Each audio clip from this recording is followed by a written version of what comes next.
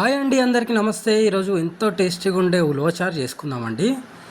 దీనికోసం నేను ఒక స్టీల్ గ్లాసుడు ఉలవలు తీసుకుంటున్నాను. దీంతో 30 గ్లాస్ అని ఉలవలు తీసుకుంటున్నాను. దీంట్లో ఒక పావు వంతు మనం కందులు ఈ క్వాంటిటీలో తీసుకొని మనము ఈ కందులు వీటిని అన్నీ బాగా కడుక్కొని మనం నైట్ అంతా నానబెట్టుకుందామండి.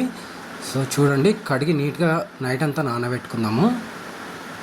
నైట్ నానిన తర్వాత చూడండి, పొద్దున మొత్తం బాగా అన్నీ నానిపోయినాయి కదా. ఇప్పుడు ఎక్కడ ఇసుక లేకుండా నీట్గా కడుక్కొని కుక్కర్లో వేసి కొద్దిగా వాటర్ ఎక్కువనే వేసుకొని ఒక 7-8 విజిల్స్ వచ్చేదాకా ఉడకబెట్టుకుందామండి. సో చూడండి, కొద్దిగా సాల్ట్ కూడా యాడ్ చేసుకోండి.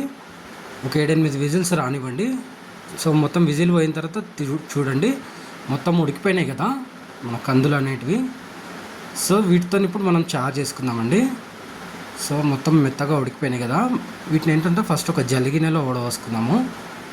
సో ఈ కందులు మనం తర్వాత నెక్స్ట్ వీడియోలో వీటితో పోపు పెట్టుకుందామండి ఉలువలతోని. సో ఈ చారు వచ్చింది కదా. సో దీనికి కావాల్సింది ఏంటంటే ఒక పెద్ద ఉల్లిగడ్డ, కరివేపాకు, 2-3 ఎండుమిర్చి, 2-3 రెక్కల చింతపండు, కొత్తిమీర అండి.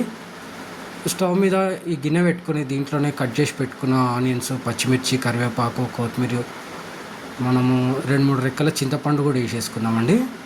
సో దీంట్లోనే ఒక స్పూన్ అంత, చిన్న స్పూన్ అంత అల్లం వెల్లిగడ్డ పేస్టు, సగం స్పూన్ పసుపు, 1.5 స్పూన్ కారము, రుచికి సరిపడా ఉప్పు. నేను దొడ్డు ఉప్పు వేస్తున్నానండి, మీరు 1-1.5 స్పూన్ ఉప్పు వేసుకోండి. దీంట్లోనే ఒక చెంచా ధనియాల పొడి వేసుకుందాము. సో ఇదంతా బాగా మరిగించుకుందాము.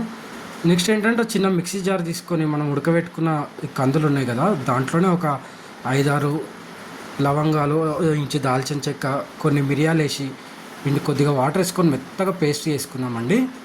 ఇప్పుడు మెత్తగా పేస్ట్ చేసుకున్నాం కదా. ఇప్పుడు మనం మరుగుతున్న చారులో ఈ పేస్ట్ యాడ్ చేసుకొని కొద్దిగా వాటర్ అడ్జస్ట్ చేసుకొని బాగా మరిగించుకుందామండి. బాగా మరిగేయాలంటే ఈ మిరపకాయలు మెత్తబడి ఉల్లిగడ్డలు మెత్తగా అయ్యేదాకా బాగా మరిగించుకుందాము. సో చూడండి, బాగా మరిగిపోయింది కదా. ఇప్పుడు పోపు పెట్టుకుందామండి.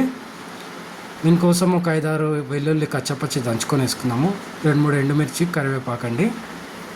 సో చిన్న కడాయి పెట్టుకొని ఆయిల్ హీట్ చేసుకున్నాము. ఆయిల్ హీట్ అయిన తర్వాత కొద్దిగా మన ఆవాలు, జీలకర్ర, ఎండుమిర్చి, ఈ వెల్లుల్లి, కరివేపాకు, కొద్దిగా పసుపు వేసుకొని పోపు మంచిగా వేగిన తర్వాత మనం చారులో కలిపేసుకోవడమే అండి. అంతే అండి, ఎంతో సింపుల్ అండ్ టేస్టీగా ఉండే ఉలవచారు రెడీ అండి. కాకపోతే ఏంటంటే కొద్దిగా ఈ నానబెట్టడానికి ప్రాసెస్ టైం తీసుకుంటుంది, కానీ ఎంతో టేస్టీగా ఉంటుందండి. అన్నం వేసుకొని తింటే ఎంతో టేస్టీగా ఉంటుంది. మీరు కూడా ట్రై చేయండి. వీడియో సపోర్ట్ చేయండి అండి. Thank you.